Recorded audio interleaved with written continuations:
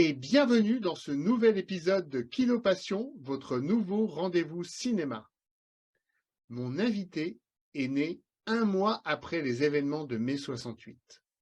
Tout comme Obélix, il est tombé dans la marmite quand il était petit. Non, pas celle de la potion magique inventée par son tonton spirituel René Goscinny, mais celle de la musique, du cinéma, du spectacle et des médias. Fils de l'immense jazzman et compositeur de musique de film Claude Bolling, et de la grande reporter Irène Dervise.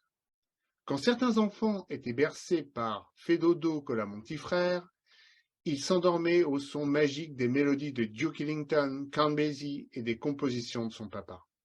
Il serait plutôt balade des Dalton que balade des gens heureux.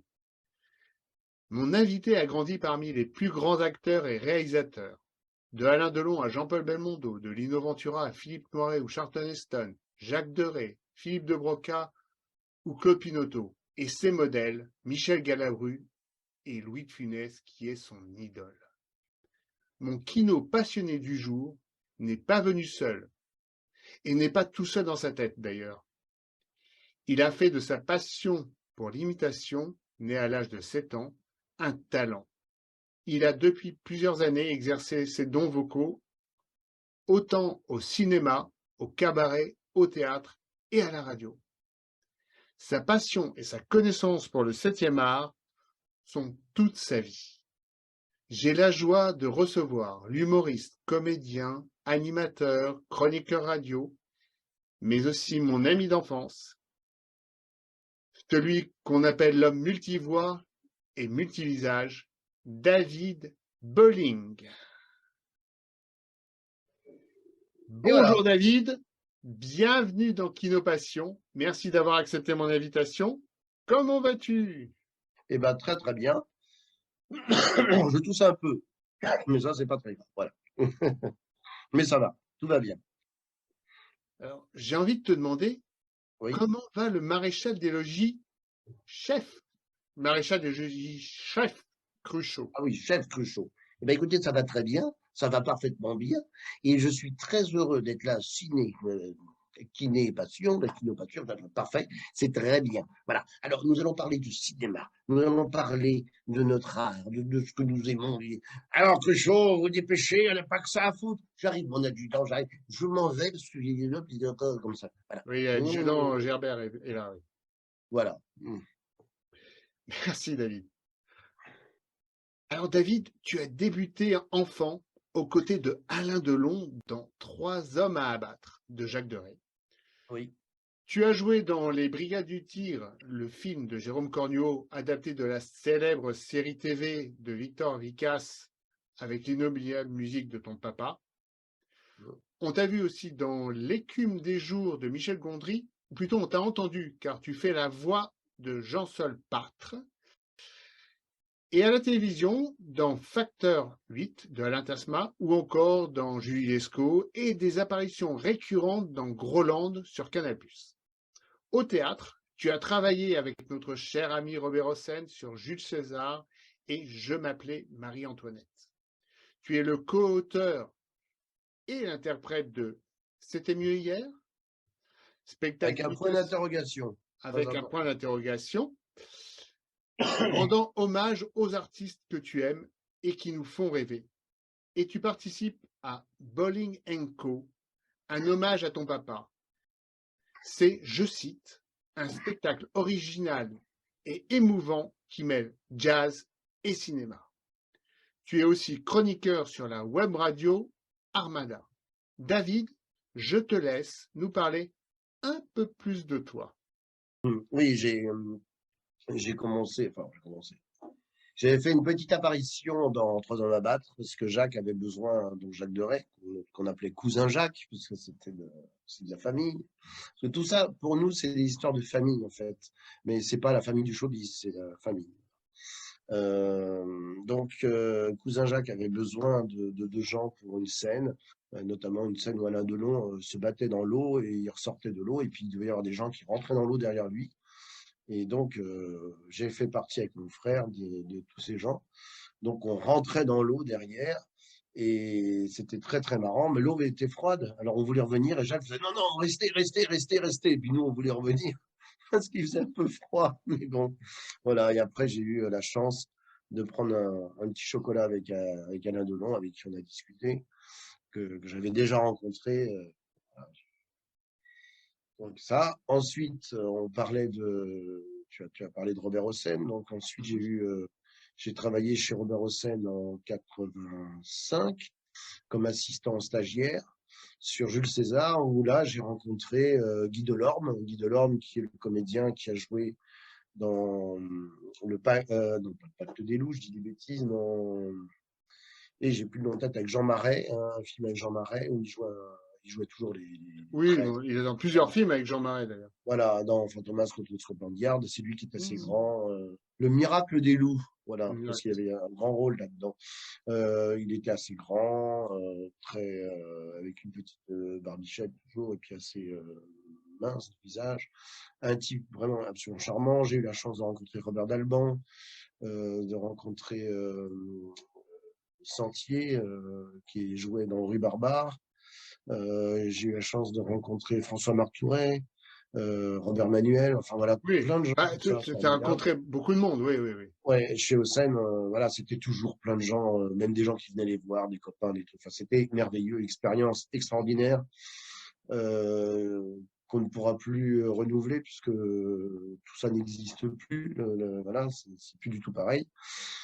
Et ensuite, j'ai retravaillé avec Robert Hossein sur Marie-Antoinette, où là, j'étais dans le public et on devait faire réagir les gens qui de temps en temps réagissaient eux-mêmes tout seuls. On n'avait même plus besoin de les faire réagir parce que quelquefois il y avait des gens un peu, bon, voilà, mais qui étaient vraiment pris dedans. Et puis voilà, puis on s'est bien amusé. Il y a plein d'anecdotes qui sont passées avec Paul Leperson notamment, Peut-être que avec tu nous en Tardy. raconteras une ou deux tout à l'heure Oui, bien quand sûr. on parlera des anecdotes. Oui, bien sûr, bien On va sûr. se garder ça au chaud pour tout à l'heure, hein. Voilà, puis après, j'ai fait plein de voix, j'ai travaillé dans le cinéma, dans tous les milieux du cinéma. J'ai fait du maquillage aussi. J'avais voulu faire du maquillage, donc je suis parti faire un petit stage aux États-Unis avec un monsieur qui s'appelait Dean Curtalas, qui avait à l'époque participé aux effets d'un film que je vous conseille de regarder quand on aime les films entre guillemets d'horreur, qui s'appelle Street Trash, avec des clochards qui boivent une boisson, qui grossissent et qui explosent dans tous les sens, qui se passe à New York. Et lui, il avait fait les effets spéciaux avec une femme qui s'appelait Jennifer Aspinall. Et donc, j'ai fait ce stage là-bas aux États-Unis qui était très, très intéressant. Et puis voilà, après,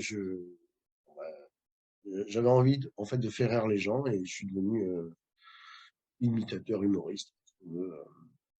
Voilà, et mon but, c'est de faire marrer les gens, de les faire rêver dans ce monde où on ne nous fait pas trop rêver. Voilà, voilà comment je pourrais me présenter. Mais j'en ai fait des choses, hein. On Voilà. verra ça effectivement même dans les anecdotes et puis quand on parlera de ton activité tout à Oui. l'heure. Quels sont tes films références, tes films coup de cœur, les films qui ont déclenché ta passion pour le cinéma?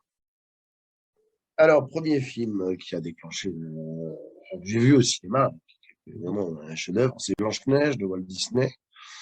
Ensuite, il y a eu Les 100 Dalmatiens. J'ai vu Zorro avec Alain Delon aussi, que j'ai beaucoup aimé. Et puis, il y a eu un film qui est arrivé comme ça dans ma vie, qui est le Jésus de Nazareth de Zeffirelli, que j'ai vraiment trouvé magnifique, enfin, qui est un film vraiment sublime. En plus, j'aime beaucoup les films sur le Christ, alors je les ai pratiquement tous vus. Je les ai peut-être pas tous, mais j'en ai une grosse partie. Et j'ai eu aussi un grand coup de cœur pour Mad Max numéro 2. Le 1 a été formidable, mais le 2 est extraordinaire parce que c'est la première fois qu'on voyait des poursuites de voitures comme ça. Il y a eu la poursuite de Bullitt, évidemment, avant. Mais là, on était au-dessus et on n'avait jamais vu ça. Puis, je crois qu'on n'a jamais revu ça au cinéma parce qu'on a vu des grandes poursuites, des grands trucs, il y a les Fast and Furious, il y a tout ce qu'on veut. Mais tout ça, c'est fait sur l'ordinateur et tout. Que rien n'a été sur ordinateur, tout était fait humainement, parce que j'aime Mmh. les choses faites humainement. Et c'était formidable parce qu'on n'avait jamais vu autant de choses. Et la musique était extraordinaire. Et il y a aussi un film que nous avons vu ensemble, que j'ai découvert au Festival de Deauville. J'avais vu une toute petite partie grâce à un livreur du cinéma. C'est les Blues Brothers qu'on peut voir des millions de fois. Bien où sûr, là, que tu m'as fait découvrir. oui, et voilà, il y a des Découvrir. voitures incroyables, de la musique incroyable. C'est le film qu'on peut voir un million de fois. Et en plus de ça, ce qui est formidable, c'est que les doublages français sont bien. Voilà. Jacques Dinam et comment il s'appelle notre ami qui a joué avec De Funès, j'ai plus son nom en tête. Euh, Patrick Préjean sont formidables. C'est eux qui font les voix de Jack Elwood Blues, et puis c'est extraordinaire. Il y a Jean-Francis Lax aussi qui fait la voix du chef nazi. Enfin voilà, il y a une voix formidable en française de l'époque, quand les gens avaient des voix, et quand on avait des vraies voix dans les séries et dans les doublages. Et voilà, donc c'est un film, voilà, vraiment coup de cœur aussi, celui-là. Peux-tu nous raconter, s'il te plaît, une ou plusieurs anecdotes, s'il te plaît?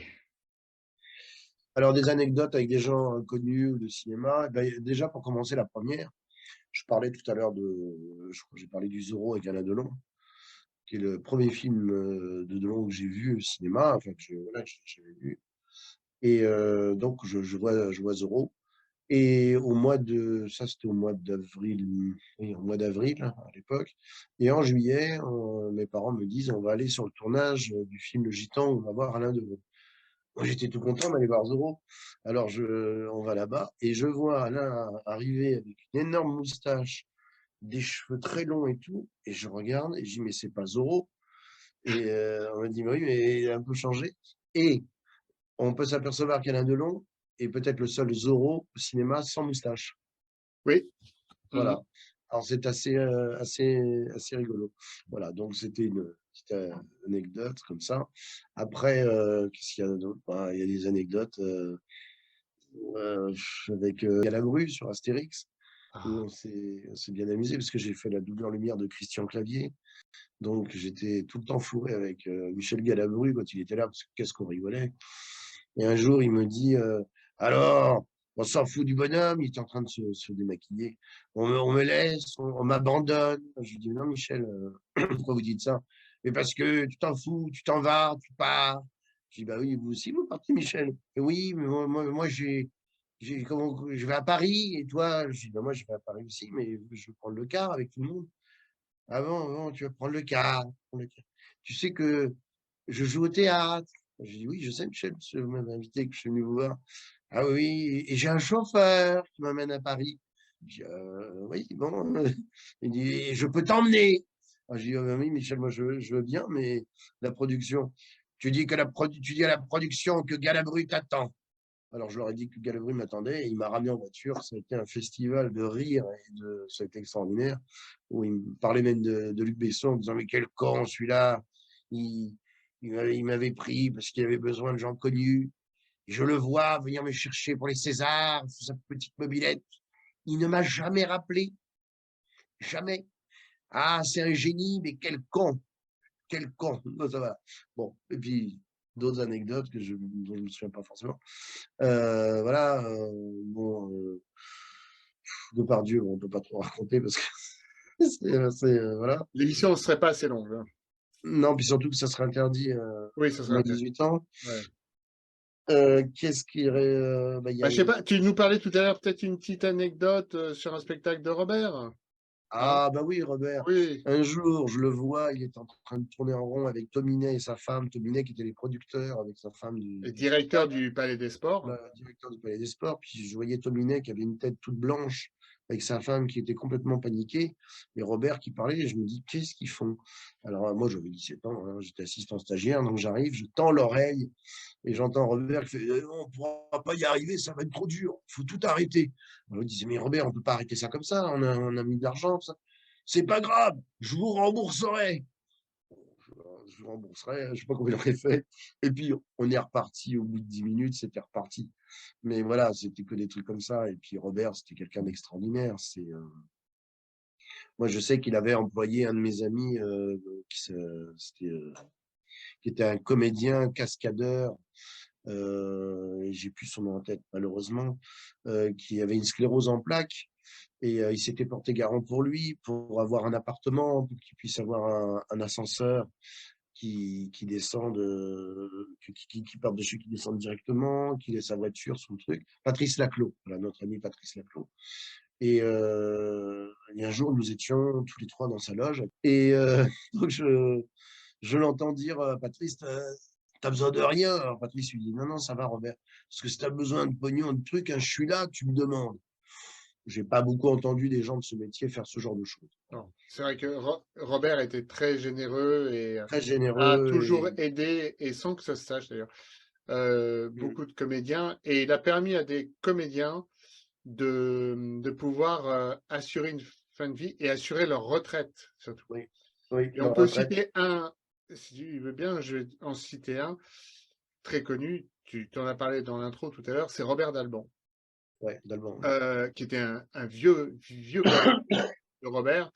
Et Robert Dalban, quasiment jusqu'à la fin de sa vie, a joué dans les spectacles de Robert, et ce qui lui a permis d'avoir, parce qu'il tournait plus, qu'il tournait quasiment plus au cinéma, et d'avoir, ben voilà, une fin de vie correcte. Et il y a plein d'autres acteurs, comédiens, même moins connus que Dalban, mais on en a connu toi et moi, puisque nous avons tous les deux travaillé avec Robert à différentes époques, où Mmh. bon voilà, voilà. Donc hommage au grand Robert.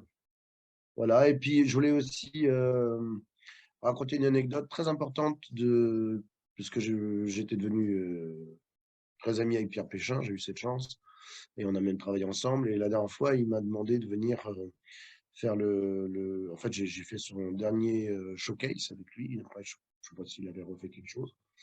En fait, on a fait un showcase, il y avait Mesrahi, il y avait des gens comme ça, des gens Mhm. dans la salle, quand même des gens importants, voilà. Mhm. Qui m'ont pas aidé pour plus, mais c'est pas ça le principal. Le principal, c'est ce que Pierre a fait.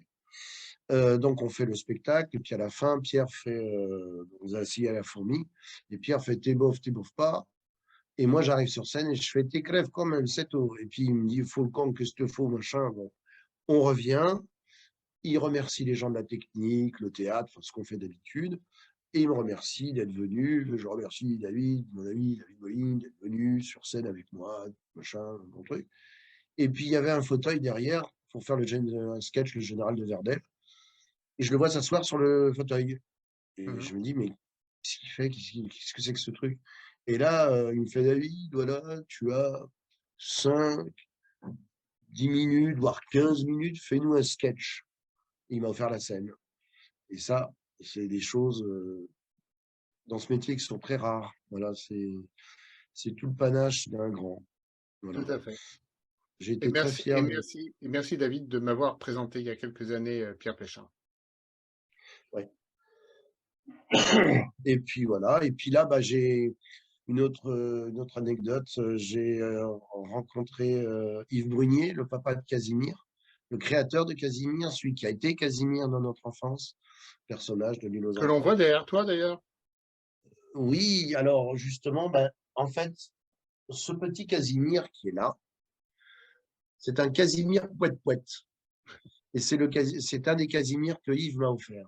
Donc D'accord, j'y tiens comme à la prunelle de mes yeux, bien sûr. bien Voilà, ça sûr. fait.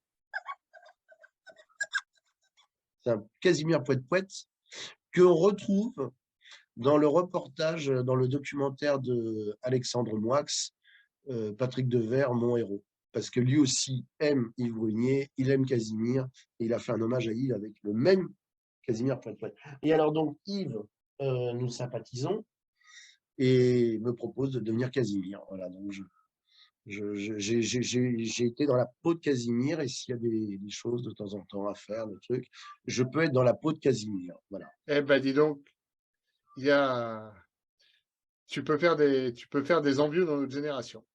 Merci Oh que David oui. pour ces belles anecdotes.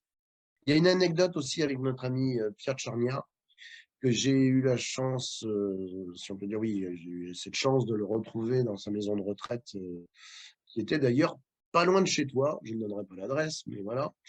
Et je suis avec la dame qui s'occupe de la maison de retraite et je lui dis, ah, mais c'est monsieur Tchernia. Elle me dit, oui, oui, oui. Je dis, il faudrait que j'aille le voir parce que voilà, c'est partie de la famille, Tchernia, Goscinny, tout ça. Et elle me dit, ah bon, mais vous appelez comment? Que je venais pour me présenter pour faire des spectacles pour les gens d'un truc. J'avais déjà donné mon nom, mais bon. Alors elle me dit, je lui dis, bah, je suis fils de Claude Bolling. Alors elle va voir Pierre Tchernia et elle lui dit, monsieur Tchernia, est-ce que Claude Bolling, ça vous dit quelque chose? Et là, Pierre se retourne tout joyeux et fait Claude Bolling. Mais tout le monde connaît Claude Bolling. J'ai travaillé avec Claude Bolling. Ça. Et alors donc, elle me laisse, donc je discute avec Pierre. On évoque plein de personnages, je lui fais des imitations, des choses comme ça. Et à un moment, je lui parle de René Goscinny. Et là, le visage de Pierre Tchernia s'éclaire. On aurait dit un gamin de 6 ans, c'était merveilleux. Il était tellement heureux. Il m'a dit, c'était l'homme le plus gentil que j'ai rencontré, c'était mon ami, tout ça. Enfin, ça a été très émouvant. Et puis au moment où je dois partir, je dis, bah, Pierre, voilà, faut que je m'en vais, je reviendrai vous voir. Et voilà, on va se revoir très vite, vous inquiétez pas. Et là, il m'attrape la main et il me dit, vous voyez, vous m'avez emmené dans un monde dans lequel je ne veux plus partir. Alors, quand Pierre Tchernia vous dit ça, on met du temps à s'en remettre déjà, et on n'a plus besoin de César, on n'a plus besoin de rien. Voilà. On n'a plus besoin de. On est très haut. Mais bon, c'était quelque chose qui s'est fait naturellement. Voilà. Et en tout cas, je pense à eux tous, quoi. Voilà. Ils nous manquent bien. Quel est l'objet cinéma que tu as choisi de nous présenter et peux-tu nous en raconter l'histoire, s'il te plaît? Alors, je ne peux pas vous raconter toute l'histoire, mais c'est un objet qui me tient évidemment à cœur. Parmi les petits objets que j'ai, parce que j'ai quelques petits objets, j'en ai pas non plus des tas. Oui. Alors, j'ai en ma possession, enfin, je ne l'ai pas là pour l'instant, mais j'ai la barbe de Rabbi Jacob, par exemple, qui m'appartient. Mais j'ai un autre objet que j'ai décidé de vous montrer ce soir, cet après-midi, je ne sais pas à quelle heure nous passerons. Et là, voilà. Qui est une veste. Voilà, je vous montre bien la veste. On Et il voit y a bien. un gilet. Oui. Il y a un petit gilet, je ne sais pas si. Oui, oui, on le voit bien, David. On voit le gilet. Oui, oui, oui, oui. C'est une veste des années qui fait, je crois, années 20. C'est Ted Lapidus qui a fait cette veste. Mhm. Voilà. Alors, cette veste, vous la voyez bien là. Mhm. Cette veste est la veste de mon papa dans Borsalino Co. Voilà. C'est la Génial. veste de mon père qu'il avait dans Borsalino. On le voit pas très très longtemps dans le film. Mhm. Alors, je sais même pas s'il avait la veste. Je crois qu'il avait surtout le gilet. Gilet. Oui, je me souviens de ton Mais papa en tout avec cas, il le y a la gilet. veste. Il y a Mhm. la veste, et peut-être ça a été filmé avec la veste, et puis qu'ils ont coupé avec la veste, je ne sais pas. Mais en tout cas, j'ai la veste et le gilet de mon Génial. père de Borsalino. Et ça n'a pas de. Voilà, Mais ça, c'est un bel objet. Merci, David. c'est Merci un parce que, magnifique objet pour moi, ben oui, et comme ça, mon père, voilà. Puis, voilà. on a Qui déjà, était quelqu'un qui a compté évidemment énormément pour moi. Voilà. ben oui, ton papa. J'ai eu la chance, la grande chance de très bien connaître. Ah Voilà. bah Et oui, il bien est sûr. toujours là. Il est avec nous, là. Je suis sûr que, là, il se Bien marre, là. sûr. Oui, oui, je suis sûr qu'il est là, quelque part, là. Non, il est Que très toi, heureux. il veille sur nous, là. Il veille sur Mm. l'émission, là, avec Robert, là. Il nous regarde. Je sais pas ce qu'ils se disent, mais voilà. Robert, il Très bel hiberne, objet. il exagère. Très bel objet, donc, qu'on peut Voilà. effectivement, objet ciné, donc, la veste et le gilet que portait ton Et le papa, gilet que Claude portait mon Pelling, papa. dans Borsalino Co, bien entendu, dont il a fait la musique. Célèbre musique. Et alors, pour la musique, il y a une petite anecdote assez marrante sur le film. Ah, mm, C'est qu'au début du film, on commence par l'enterrement de Capella. mm, Jean-Paul Et Belmondo. Jacques dit à mon père, je veux que Claude, que tu me fasses une musique qui soit très, très sombre. Mais vraiment, il faut que ça soit très lourd. Et papa lui fait un enregistrement sur son petit orgamon qu'il avait à l'époque. Et il envoie la bande au studio. Et Jacques va l'écouter. Il rappelle mon père et lui dit, Claude, tu as fait quelque chose d'extrêmement lourd et tout. Je ne sais pas comment tu as fait, mais c'est formidable. Tu as fait quelque chose. J'aurais jamais pensé que tu pouvais faire ça. Et mon père s'est aperçu après que le gars qui avait passé la bande l'avait passé à la mauvaise vitesse. Donc, ça passait encore plus lentement. Donc, c'était encore plus lourd. Donc, Jacques était très heureux. Voilà, c'est les petites choses qui font que voilà, c'était assez marrant. Cette musique, ben voilà, papa a fait une musique comme Jacques voulait, mais sans savoir que ça serait vraiment très très bon. Ça a été la vitesse qui a fait que c'était bon. Enfin, le thème était formidable, tout était Oui, bien, oui. mais c'était la vitesse qui a fait que c'était le thème que voulait Jacques. C'était dans le mood, comme on dit. Voilà. Parlons à présent de ton actualité. Nous pouvons te retrouver régulièrement comme chroniqueur humoriste dans Dis-moi Siri et dans le Barrio Show sur la web radio Armada. Tu nous parleras aussi de ton spectacle C'était mieux hier avec un point d'interrogation. Et je te laisse nous en dire un peu plus sur tes activités radiophoniques et scéniques. Alors voilà, une semaine sur deux, je suis chez Siri avec Renaud Siri. Nous recevons beaucoup de chanteurs, beaucoup des acteurs, nous recevons beaucoup de gens très intéressants. Et je suis sur le Barrio Show après pour faire une petite chronique avec Émeric Deguy qui fait les. Alors nous, on a fait l'actualité vue d'en haut en bas. Voilà. En haut, en bas. Voilà. Donc en fait, je fais des morts et puis je fais des gens qui sont encore là. Et donc voilà, on s'amuse bien. Voilà, avec Émeric, on rigole bien. Et puis, j'ai le spectacle, c'était mieux hier avec le point d'interrogation, donc comme on disait que je vais me remettre à écrire certainement. J'ai trouvé une ou deux personnes, et peut-être que Émeric Deguy, justement, va participer aussi. Donc, je vais être en réécriture. Je reprends le spectacle, ce que j'avais fait, mais je vais réécrire des choses pour voilà, améliorer. Et puis, j'ai un jazz band qui est à Rouen et qui a contacté un des musiciens de papa. Donc, ils m'ont contacté. En fait, c'est quelqu'un qui a connu mon père, qui joue et qui a monté ça parce il était fan de papa.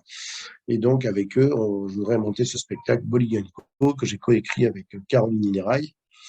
Voilà, donc on va essayer de monter ça en hommage à papa. Et évidemment, ce serait formidable de pouvoir réussir cette chose, voilà, où moi je raconterai des anecdotes, je raconterai des choses, et puis il y aura la musique derrière, évidemment, en jazz, et puis musique de film.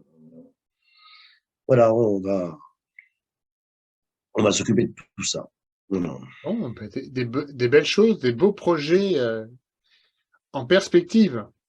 Impatient de, impatient de voir sur scène la nouvelle mouture de C'était mieux hier et bien entendu Bowling Co. Voilà. Très, Ça très va peut-être prendre encore un peu de temps, mais le jour où ça viendra, bon, ça viendra. Parce que On on en... a le temps, la vie est belle, et puis Mais oui, mais oui, mais oui, oui. Et faut l'avenir nous pas, appartient. voilà, et on n'est pas aux pièces, quoi. Bon, ben, merci mon David d'avoir participé à cet épisode de Kinopassion et d'avoir partagé avec nous ta passion pour le cinéma et de continuer à faire vivre nos grands acteurs français avec tes imitations et de faire vivre la mémoire et l'œuvre de ton papa. Voilà. Merci. Eh ben, écoute, merci à toi, Choro. Et puis, Toujours un plaisir. continuons cette passion du cinéma que nous avons, mais en ce moment, Ben oui, enfin, voilà. continue à faire vivre. Ouais. Allons-y. Enfin, il faut faire vivre les grands et les vrais. Voilà. Ce que je fais dans mon spectacle. Comme je dis, je fais des gens qui sont peut-être passés, enfin, parce qu'il y a beaucoup de gens qui font des remarques, mais je dis toujours que ce sont des amis ou des gens que j'ai connus, la plupart. Et voilà, c'est toute ma vie, c'est mon enfance, c'est mon adolescence. Merci à vous de nous avoir regardés. Si cela vous a plu, surtout n'hésitez pas à vous abonner à la chaîne YouTube de Kinopassion, comme l'a déjà fait David, Ah oui, moi je suis à la abonné. partager et à la faire connaître. Je vous donne rendez-vous prochainement pour un nouvel épisode de Kinopassion avec un nouvel invité. Salut David, salut à tous. Et David, je te propose que nous dédions cette émission à la mémoire de ton papa, Claude Bolling, Bah oui, bien sûr. et à la mémoire de notre ami Robert Hossein. Bien sûr. Voilà. Oui. Nos piliers. Voilà. Nos piliers. Voilà. Et je te propose que nous Mm. fassions le signing off, clin d'œil à mon ami Jean Weber, avec le Vive le cinéma, allons cinéma, vive la passion du cinéma. Vive le Vive le cinéma. Vive le cinéma, cinéma. allons au cinéma et vive la Vive le passion Vive la passion du du cinéma. cinéma. À bientôt.